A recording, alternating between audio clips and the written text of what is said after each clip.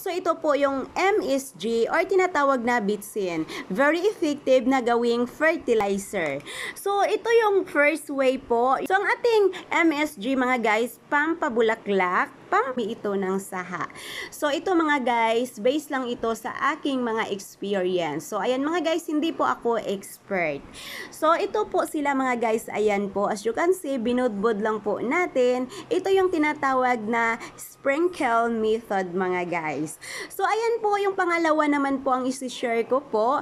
Ang tinatawag water, lagyan lang po natin ng 1 tablespoon. Solve lang po natin sa 1 natin sa ating mga halaman mga guys. And also, ang MSG, meron siya for heat and cold.